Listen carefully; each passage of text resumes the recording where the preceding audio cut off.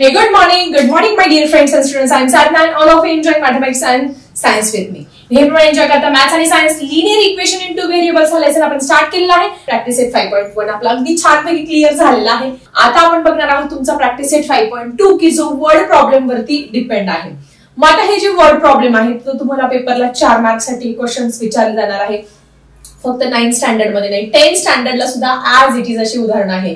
Age विषयी आहे की आईचं वय एवढं आहे तर मुलाचं वय किती, किंवा वडिलांचं वय एवढं आहे तर मुलाचं वय किती, किंवा तुम्हाला एखादं फ्रॅक्शन देतील त्याचा डिनॉमिनेटर न्यूमरेटरशी रिलेटेड, किंवा काही जॉमेट्रिकल फिगर्स आहेत ट्रायंगल स्क्वेअर वगैरे आहे याच्याशी रिलेटेड, त्यांच्या पेरिमीटरशी याच्याशी रिलेटेड तुम्हाला क्वेश्चन जे आहे ते कशामध्ये वर्ड प्रॉब्लेम मध्ये विचारले.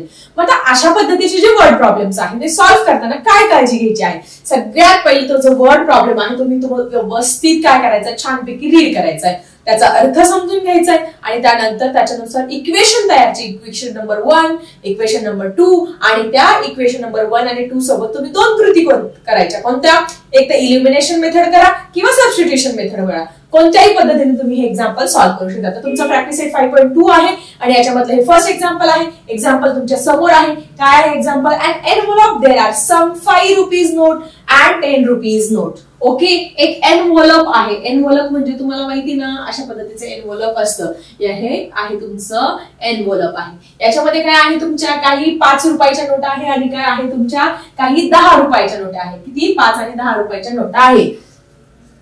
Total amount of those notes together is ₹350. दोघं मिळून 5 रुपयाच्या आणि 10 रुपयाच्या नोटा मिळून किती झाले? 350 रुपये आहे. ओके आहे.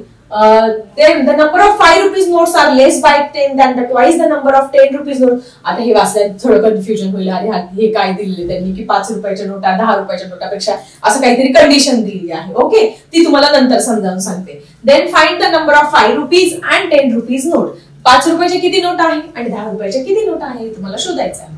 सगळ्यात पहिली काय करायचंय, तुम्ही जे 5 रुपयाच्या नोट आहे त्या आपण एक्स मानूया आणि ज्या 10 रुपयाच्या नोट आहेत त्या वाय मानूया.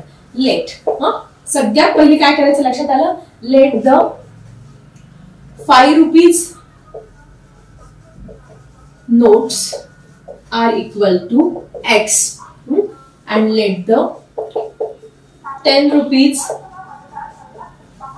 Notes is equal to Y.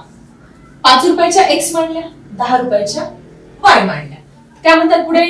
पहिली, bye the first condition total amount of this notes together is 350. 10 आणि 5 रुपयाच्या नोटा मिळून पैसे किती तयार होतात त्या एनव्हलप मध्ये, ह्या पाकिटामध्ये? 350 रुपये. किती आहेत ह्या पाकिटामध्ये? एकूण 350 रुपीज. मग by the first condition, by the first condition मग याची अमाऊंट किती झालेली आहे? 5 रुपीज. 5 रुपीजच्या किती नोट्स आहेत? X note. म्हणजे काय झाले ते? 5x रुपीज झाले. 10 रुपीजच्या किती नोट आहे? वाय नोट आहे. म्हणून त्या काय झाल्या तुमच्या 10y रुपीज झाले. ओके, आलं लक्षात तुमचं? आपण नोट्स मल्टिप्लाय करत असतो. 5 रुपीजच्या एक्स नोट म्हणून 5x रुपीज, 10 रुपीजच्या वाय नोट्स म्हणून 10y रुपीज झाले ते. मग आता त्या दोघांची मिळून किती? फर्स्ट कंडिशन नुसार दोघं मिळून त्या पाकिटात किती पैसे आहे? 350 रुपये. Therefore by the first condition काय येईल तुमचं? 5x plus 10y is equal to 350 rupees. Okay, आता डायरेक्टली मला इक्वेशन नंबर 1 ने नाव देता येईल, पण मी ही जर इक्वेशन आहे ती व्यवस्थित ऑब्झर्व केलं तर माझ्या लक्षात येते की याला 5 ने भाग जातं, याला 10 ने आणि याला पण 10 ने. कारण ज्या संख्येच्या शेवटी काय असतं 0 आणि 5 असतो त्याला 5 ने भाग देतो. मग आपण हे इक्वेशन जे आहे ते थोडं छोटं केलं तर आपल्याला खूप फायदेशीर ठरणार आहे कॅल्क्युलेशनच्या दृष्टीने. मग आपण काय करणार? Divide both side by 5. Both side by 5. चला 5 ने डिवाइड करूया. डायरेक्टली तुम्हाला करून दाखवते. 5x अपॉन 5, 10y अपॉन 5 आणि 350 अपॉन 5. 5 1 जा 5, 5 1 जा 5, 5 1 जा 5, 5 2 जा 10, 5 1 जा 5, 5 7 जा 30 आणि 5 0 जा 0. म्हणजे मिळालं काय तुम्हाला इथे? x हा 2 आणि y 2y आणि हा 70. अशा पद्धतीने आपल्याला मिळालं आहे तुमचं इक्वेशन नंबर 1. इक्वेशन नंबर 1 आपल्याला या पद्धतीने इथे मिळालेलं आहे. x + 2y = 70. ज्यावेळेस आपण याचा सिम्पलेस्ट फॉर्म केला. ठीक आहे, आपण काय केलं? पहिले 5 रुपीच्या नोट्स एक्स मांडल्या, 10 रुपीच्या नोट्स वाय मांडल्या. मग त्याची जी फर्स्ट कंडिशन आहे दोन्ही मिळून 350 रुपये आहे, 350 रुपीज आहे. म्हणून 5x + 10y = काय झालं तुमचं 350. मी ऑब्झर्व केलं अरे हे तर मोठं आहे, आपल्याला कॅल्क्युलेशनच्या दृष्टीने आपण छोटं करू शकतो का? येस. याला कशाने भाग जाऊ शकतो? 5 ने भाग जाऊ शकतो. 5 ने भाग दिला, इक्वेशन नंबर 1 मिळालेला आहे. पुढे जाऊया आता. पुढे काय म्हणतात? Bye the second condition. हळूहळू समजावून सांगते, टेन्शन घेऊ नका. 4 पैकी 4 मार्क्स तुम्हाला मिळेल या क्वेश्चनचे. By the second condition. Second कंडिशनला काय म्हणतात रे ते? सेकंड कंडिशन तुमच्या समोर आहे. The number of 5 rupees notes. 5 रुपीच्या नोट्स काय मांडले रे आपण? एक्स. म्हणजे नंबर ऑफ 5 रुपीज नोट म्हणून एक्स मांडले. The number of 5 rupees notes are less by 10. Less by 10 म्हणजे काय रे? -10. इथे -10 करते. Number of 5 rupees notes less by 10. एक एक वाक्य वाचते, त्याच्यानुसार कृती करते, अवघड काहीच नाही. Number of 5 rupees notes are less by 10 than twice the number of 10 rupees note. याच्या दुप्पट. ट्वाइस म्हणजे काय रे? ट्वाइस म्हणजे दुप्पट. म्हणजे इथे आपल्याला ट्वाइस द 10 रुपीज नोट. 10 रुपीच्या नोट काय म्हणल्या? वाय. म्हणून ट्वाइस म्हणून 10 रुपीच्या नोट्स गुणिले वाय. किती झाले मग तुमची इथे? x = 2y - 10. So x = 2y - 10. हे एक इक्वेशन इथे आपलं तयार झालेलं आहे. पण आता काय करावं लागेल? हे आपल्याला रिअरेंज करावं लागेल, म्हणजे इक्वेशन नंबर 1 आणि 2 मिळेल. आपण काय करूया आता? ह्या इक्वेशनला रिअरेंज करूया, ह्या पद्धतीने बनवूया. ठीक आहे. मग आता काय झालं बघा, एक तर आपण अशा पद्धतीने करू शकतो, दोघं काय करूया? चेंज करूया. मग हा जो 2y इथे x + 2y = 70 आणि या पद्धतीने आपल्याला इथे बनवायचंय. मी असं करू शकते, x हा +2y आहे ना, इकडे येताना मी काय करू शकते? त्याला -2y करू शकते. आणि हा जो -10 आहे तो -10 ला मी तसंच तसं ठेवते आणि याला इक्वेशन नंबर 2 नाव देते. काय केलं? लक्षात आलं का? का केलं मी? कारण की मला इक्वेशन नंबर 1 आणि 2 ची काय करायची? इथे ऍडिशन करायची. ऍडिशन केल्यानंतर +2y आणि -2y माझं कॅन्सल होईल आणि मला इथे x ची किंमत मिळेल. म्हणून मी काय केलं? ह्या इक्वेशनला व्यवस्थित रिअरेंज केलं. काय केलं? हा जो x आहे तो तसंच तसा ठेवला. हा 2y जो होता तो इकडे प्लस होता, इकडे जाताना मायनस केला, -10 ऍज इट इज ठेवला. ओके. मग आता मी काय करू शकते? Equation number 2, equation number 1 + 2. हे बघा, हे 1 आणि 2 ची काय करणार मी इथे? ऍडिशन केली तर काय मिळणार? +-2y कॅन्सल होते. जर मी सबस्ट्रॅक्शन केलं तर काय होणार? याचं चिन्ह बदलेल परत या 2y चं आणि तिथे 4y तयार होतील. म्हणून मला इथे ऍडिशन करावी लागणार आहे. मग इक्वेशन नंबर 1 मी लिहून घेते, x + 2y = 70. इक्वेशन नंबर 2 पण लिहून घेते, x - 2y = -10. आता प्लस करतोय म्हणजे चिन्ह बदलायची काही गरज नाहीये. x + x काय झाला? 2x झाला. +2y - 2y काय झाला? इथे कॅन्सल झाला. आणि 70 मधून 10 गेले, तुमची किती उरले इथे? 60. म्हणजे काय आलं आपल्याला? x ची व्हॅल्यू 2x = 60. देअरफॉर x = हा 2 काय आहे इकडे? डी मल्टिप्लायला आहे. या दोघांमध्ये कोणतं चिन्ह नाही, म्हणजे काय बाळांनो? मल्टिप्लिकेशनचं साइन आहे. तो इकडे काय होणार? डिव्हाइडला जाणार. सो 2 1 जा 2, 2 3 जा 6 आणि 2 0 जा 0. म्हणजे इथे x ची व्हॅल्यू किती आली? 30 आलेली आहे. म्हणजे पहिलं उत्तर तुम्हाला इथे मिळालेलं आहे की याच्यामध्ये 5 रुपयाच्या किती नोटा आहे? 30 नोटा आहे. हे आहे 10 रुपयाचे किती येतील रे? 20 नोटा. 30 मध्ये 20 मिळाल्यानंतर काय येतील तुमचे? 50 येणार आहे. मग आता ही x ची व्हॅल्यू आपण काय करूया? कुठल्या तरी एका इक्वेशन मध्ये टाकूया. पुटिंग द व्हॅल्यू ऑफ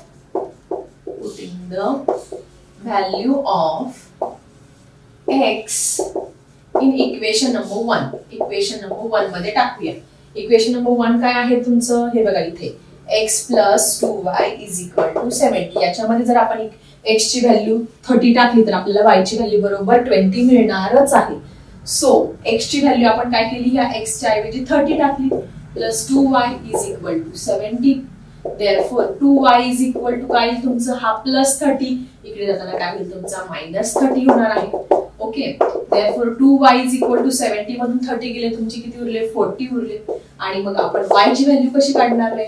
हा 2 काय आहे इकडे मल्टिप्लायला आहे, इकडे जाताना काय होईल तुमचा डिवाइडला जाईल आणि 2 1 जा 2 2 2 जा 4 आणि 2 0 जा 0. सो y ची व्हॅल्यू मिळालेली आहे 20. सो अशा पद्धतीने आपल्या प्रश्नाचं उत्तर मिळालेलं आहे. फायनली आपण लास्टला लिहिणार आहोत number of 5 rupees note is equal to 30 and number of 10 rupees note is equal to 20. हे आन्सर मात्र लिहायला विसरायचं नाही. नंबर ऑफ 5 रुपीज नोट्स किती आल्या त्या 30 अँड नंबर ऑफ शॉर्टकट लिहिते जरा 10 rupees note is equal to 20. 4 out of 4 marks तुम्हाला मिळतील. सोपा प्रश्न आहे, वर्ड प्रॉब्लेम आहे. सगळ्यांना प्रॉब्लेम कुठे येईल तुम्हाला ह्या जी सेकंड कंडिशन आहे या सेकंड कंडिशन मध्ये प्रॉब्लेम येईल. मग प्रॉब्लेम नाही येऊ द्यायचा, आपण काय करायचं ते नीट वाचायचं. The number of 5 rupees note, मग 5 रुपीजच्या नोट्स काय आहे x. Number of 5 rupees note are less by 10. Less म्हणजे काय -10. -10 लिहून घेतलं. ट्वाइस म्हणजे 2 the number of 10 rupees note. The 10 rupees notes म्हणजे y म्हणून 2y is equal to y minus 10 असं इक्वेशन तयार झालं. याला परत मी रिअरेंज केलं का तर मला इक्वेशन नंबर 1 आणि 2 ची मायनस करायची होती. हे कसं दिलं होतं अशा पद्धतीने मला ह्या पद्धतीने लिहून घ्यायचं होतं म्हणून काय केलं तो प्लस 2y होता इकडे त्याला मायनस 2y झाला आणि मायनस 10 ऍज इट इज ठेवलं. त्याला इक्वेशन नंबर 2. इक्वेशन 1 आणि 2 चं प्लस केल्यानंतर मला x ची व्हॅल्यू 30 मिळाली. ती मी एका इक्वेशन नंबर 1 मध्ये टाकली, मग मला y ची व्हॅल्यू 20 मिळाली. आणि अशा पद्धतीने 5 रुपयाच्या 30 नोटा आणि 10 रुपयाच्या 20 नोटा त्या पाकिटामध्ये आहे आणि असे एकूण 350 रुपये त्या पाकिटामध्ये आहे. So student, this is second question of your practice set 5.2 आणि सगळ्यात महत्त्वाचा असा 4 मार्काला बोर्डाच्या पेपरला प्रश्न विचारला गेलेला आहे 10वीच्या पेपरमध्ये. म्हणून हा न्यूमरेटर आणि डिनॉमिनेटरचा क्वेश्चन 100% 9 स्टँडर्ड आणि 10 स्टँडर्ड साठी खूप इम्पॉर्टंट आहे 4 किंवा 5 मार्क्स साठी. So that's why you have to give attention very carefully toward this word problem. Word problem खूप अवघड आहे आणि 4 मार्काचा प्रश्न आणि 5 मार्काचा प्रश्न आहे सोडून द्यायचं असं बिलकुल करायचं नाही. एक एक ओळ वाचायचे, नीट लक्ष द्यायचं आणि वर्ड प्रॉब्लेमचे 5 आउट ऑफ 5 मार्क्स किंवा 4 आउट ऑफ 4 मार्क्स तुम्ही मिळवायचे आहे. आणि मी सांगते तुम्ही नीट लक्ष द्या, तुम्हाला 100% मार्क मिळतील. फक्त तुम्ही त्याची रिव्हिजन करा, प्रॅक्टिस करा, तुम्हाला पैकीच्या पैकी मार्क्स मिळतील ही माझी गॅरंटी आहे. फक्त त्याच्यासाठी प्रॅक्टिसची तुम्हाला खूप गरज आहे. सो सेकंड क्वेश्चन काय आहे, the denominator of a fraction is 1 more than twice its numerator. डोक्यावरून गेलं, फक्त फ्रॅक्शन शब्द लक्षात आला. एवढं सगळं वाचल्यानंतर काय लक्षात आलं माझ्या, फक्त फ्रॅक्शन शब्दाला. फ्रॅक्शन म्हणजे काय, अशी संख्या जी आपण अंश आणि छेदाच्या रूपात लिहू शकतो, म्हणजे x आणि y च्या फॉर्म मध्ये लिहू शकतो. त्याला काय म्हणतो आपण, फ्रॅक्शन म्हणतो. द डिनॉमिनेटर ऑफ, आता याचा काय असतो, समजा आता मी एक संख्या घेतली 3/5, ही काय आहे तुमची फ्रॅक्शन आहे. मग ही वरचं जे आहे याला काय म्हणणार तुम्ही, न्यूमरेटर. हा जो खालचा जो आहे त्याला काय म्हणणार तुम्ही, डिनॉमिनेटर. हे तर तुमच्या सगळ्यांचे क्लिअर आहे की वरचा काय असतो न्यूमरेटर आणि खालचा काय असतो डिनॉमिनेटर. मग त्यांनी न्यूमरेटर आणि डिनॉमिनेटर विषयी काही कंडिशन तुम्हाला इथे दिलेलं आहे पहिल्या पॉइंट मध्ये, ते तर काही समजलं नाही. The denominator of fraction is 1 more than twice its numerator. If 1 is added to the numerator and denominator, the ratio of the numerator to the denominator 1 is to find the fraction. आता सगळ्यात पहिले याच्यातलं काही समजलं जरी नसेल तर काय करावं लागणार आहे, आपला जी फ्रॅक्शन दिलेली आहे त्याचा न्यूमरेटर आपण x मानूया आणि त्याचा डिनॉमिनेटर काय करूया, y मानूया. ही पहिल्याच सगळ्यात पहिले करून घ्यायची आहे condition. Okay, let the numerator, जरी काही समजलं नाही तर मी सांगते त्या पद्धतीने जायचंय. Let the numerator of fraction, काय म्हणलं आपण, x. त्याच पद्धतीने लेट द डिनॉमिनेटर, डिनॉमिनेटर म्हणजे छेद, डिनॉमिनेटर ऑफ फ्रॅक्शन काय मानणार आहोत आपण, y मानणार आहोत. ओके, मानला. आता रिक्वायर्ड फ्रॅक्शन, रिक्वायर्ड फ्रॅक्शन काय काय झाला, देअरफॉर रिक्वायर्ड फ्रॅक्शन, पाहिजे असलेला फ्रॅक्शन काय झाला, अंश आणि छेद. पहिली वरती काय लिहितो रे, न्यूमरेटर. न्यूमरेटर x वरती लिहिला, डिनॉमिनेटर खाली लिहिला x आणि x/y. ठीक आहे, झालं इथपर्यंत क्लिअर. न्यूमरेटर x मानला, डिनॉमिनेटर y मानला आणि रिक्वायर्ड फ्रॅक्शन आपल्याला x/y मिळालेला आहे. मग आता आपण त्यांची कंडिशन बघूया. The denominator of fraction is 1 more than twice its numerator. मग आता काय करतात, पहिल्या अटीनुसार त्यांच्या, बाय दी मराठीची माध्यमाचे जे मुलं त्यांच्या पहिल्या अटीनुसार दिलेल्या पहिल्या अटीनुसार, by the given condition, by the given first condition असे लिहिला. फर्स्ट कंडिशन त्यांनी दिलेल्या पहिल्या अटीनुसार काय म्हणतात ते पहिल्या अटीमध्ये रे, the denominator of a fraction. Denominator काय मांडलाय तुम्ही वाय. मी एक एक ओळ वाचते त्याच्यानुसार कृती करते. लक्षात घ्या, स्कॉलरशिपला पण ही ट्रिक वापरायची. कुठल्याही कॉम्पिटेटिव्ह एक्झामला समजत नसेल तर एक एक ओळ वाचायची, कृती करायची. काय म्हणतात ते डिनॉमिनेटर ऑफ फ्रॅक्शन, इथपर्यंतच वाचलं. डिनॉमिनेटर काय मांडलाय मी वाय, म्हणून मी काय घेतला वाय लिहून घेतला. y is equal to the denominator of fraction. Denominator of fraction is one more. One more म्हणजे काय, प्लस वन. वन मोर म्हणजे plus one. Than twice. Twice म्हणजे काय, दुप्पट. ट्वाइस म्हणून इथे मी ट्वाइस लिहून घेतलं. To its numerator. To its numerator. Numerator काय म्हणणार रे आपण, न्यूमरेटर काय म्हणणार रे आपण, एक्स. म्हणजे त्याचा जो डिनॉमिनेटर आहे तो वन मोर दॅन ट्वाइस आहे. म्हणजे न्यूमरेटरच्या दुपटीपेक्षा एकने जास्त आहे असं मराठीमध्ये येईल बरं का. मराठीतून नाही समजलं तरी काय करायचं, एक एक ओळ वाचायचं आणि कृती करायची. काय केलं मी, डिनॉमिनेटर ऑफ फ्रॅक्शन. डिनॉमिनेटर काय म्हणलं वाय. वाय लिहून घेतलं. Is equal to, is one more म्हणून प्लस वन लिहिला पहिले. Than twice. ट्वाइस म्हणून टू लिहिला. To its numerator. न्यूमरेटर म्हणून एक्स लिहिला. ठीक आहे, इक्वेशन मिळालं. पण हे इक्वेशन प्रॉपर आहे का नाही, आपण पहिले काय घेतो, एक्स घेतो, मग वाय घेतो आणि त्याच्या फॉर्म मध्ये इक्वेशन तयार करत असतो. मग आपण इथे काय करू शकतो रे, आपण काय करूया, इथे हा जो 2x आहे तसंच तसा ठेवूया. हा प्लस वाय इकडे जाताना मायनस वाय करूया. हा प्लस वन इकडे जाताना मायनस वन करूया. आणि इक्वेशन नंबर 1 आपल्याला अशा पद्धतीने मिळालेलं आहे. 2x minus y is equal to -1 हे इक्वेशन आपल्याला इथे मिळालं. का, प्रॉपर फॉर्म मध्ये, कारण इथे x असतो, इथे y असतो, इथे एक संख्या असते. हे आपल्याला तुम्हाला इक्वेशनचं प्रॉपर फॉर्मॅट माहिती आहे. आता ही झाली आपली first condition. By the second condition. By the second condition. आता ते त्यांच्या दुसरी अट काय घालतात बघा.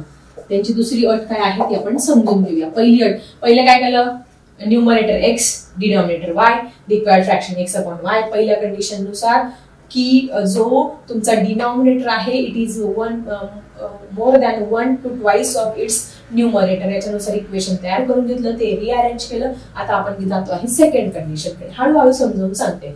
सेकंड कंडिशन मी ओळ वाचते त्याच्यानुसार. If 1 is added to the numerator and the denominator.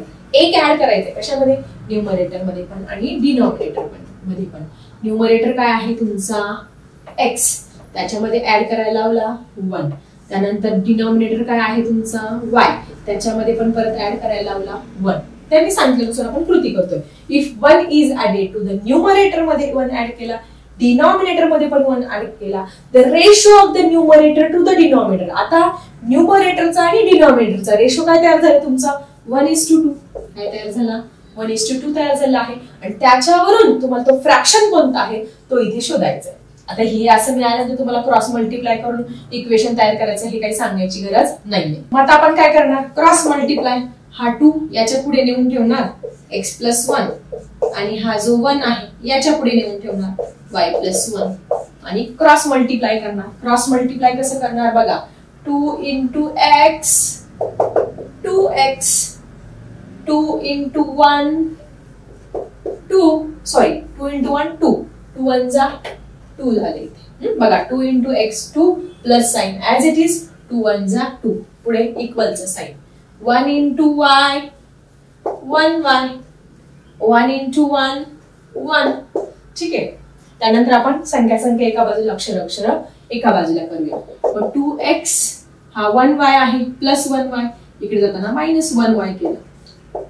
हा +1 हा इकडे +2 इकडे जाताना -2 केला. सो 2x मायनस हा 1 काढून टाकूया आपण, लिहिला तरी चालेल नाही लिहिलं तरी चालणार आहे. 1 मधून 2 गेले -1 उरलं आणि इक्वेशन नंबर 2 तयार झालं. आता बघा विद्यार्थी मित्रांनो, इथे इक्वेशन नंबर 1 आणि 2 काय आलेले तुमचं सेम आलेले. मग तुम्ही इथे लिहू शकता इक्वेशन नंबर 1 आणि 2 सेम, कारण की 1 आणि 2 सेम आल्यानंतर आपण जर सबस्ट्रॅक्शन केलं तर त्याचे आन्सर 0 येणार आहे. म्हणून तुम्हाला इथे तुम्ही कुठलीही x ची व्हॅल्यू घेऊ शकता आणि कुठलीही y ची व्हॅल्यू घेऊन तुम्ही फ्रॅक्शन्स हे तयार करू शकता. देअरफॉर तुम्ही लिहू शकता, therefore equation number 1 and 2 are same. हे दोन्ही इक्वेशन काय आहे तुमचे इथे सेम आलेले आहे. मग आपण काय करू शकतो, आपला फ्रॅक्शन तयार करू शकते की विद्यार्थ्यांचे वेगवेगळे उत्तर इथे येऊ शकतात. इनफायनाइट नंबर ऑफ फ्रॅक्शन्स इथे तयार करू शकतात. समजा एखाद्या विद्यार्थ्यांनी x ची व्हॅल्यू 2 घेतली आणि y ची व्हॅल्यू काय घेतली 3 घेतली, तर फ्रॅक्शन काय तयार होईल तुमचा, x/y काय तयार होईल तुमचा 2/3 तयार होणार आहे. आलं लक्षात? मग इथे तुम्ही कुठल्याही व्हॅल्यूज तुम्ही घ्या आणि त्यानुसार तुम्ही तिथे फ्रॅक्शन तयार करू शकता. समजा आता आपण तुम्हाला अजून फ्रॅक्शन तयार करून दाखवते. समजा इथे मी 3 घेतली, इथे 4 घेतली, इथे 5 घेतली, इथे समजा 7 घेतलं, इथे मी 4 घेतली, 6 घेतली, 8 घेतलं, 9 घेतलं. मग आता फ्रॅक्शन काय तयार होतील? पहिला फ्रॅक्शन तुमचा 2/3, दुसरा 3/4, 4/6, 5/8 आणि 7/9. सो स्टुडंट, अशा पद्धतीने आपल्याला रिक्वायर्ड फ्रॅक्शन इथे मिळालेलं आहे. 2/3, 3/4, 4/6, 5/8, 7/9. कुठलीही तुम्ही इथे व्हॅल्यूज तुमच्या मनाने ऍड करू शकतात आणि रिक्वायर्ड फ्रॅक्शन, कारण दोघंही इथे इक्वेशन जे आहे ते इथे सेम आलेले आहे. सिंपल क्वेश्चन होता बोर्डाच्या दृष्टीने, पण खूप इम्पॉर्टंट क्वेश्चन आहे. 101% हा प्रश्न विचारला जातो. या प्रश्नांचा खूप सराव करा, तुम्हाला आउट ऑफ मार्क्स नक्की मिळतील. आणि कसं वाटतंय टीचिंग, आणि तुमच्या काही समस्या असेल, तुमच्या काही अडचणी असेल तर नक्की कमेंट सेक्शन मध्ये लिहायला विसरू नका. आणि सगळ्यात महत्त्वाचं, कोणत्या जिल्ह्यातून तुम्ही व्हिडिओ बघता तुमचं नाव आणि तुमच्या शाळेचं जिल्ह्याचं नाव लिहायला विसरू नका. ओके, चला भेटूया पुढच्या व्हिडिओमध्ये. आता मी थांबते. Bye everyone.